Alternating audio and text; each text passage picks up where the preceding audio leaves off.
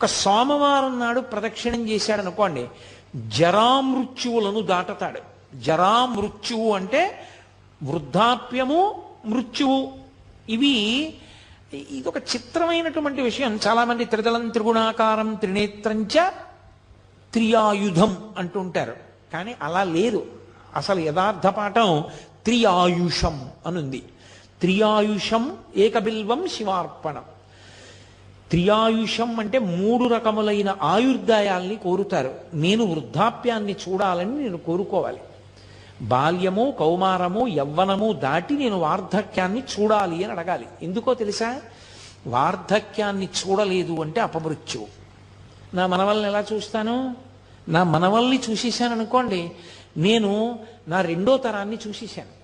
2 తరాలు చూసేశాను అంటే లౌకికంగా నేను నా ఆయుర్దాయం చేత పరిపూర్ణంగా వంశంలో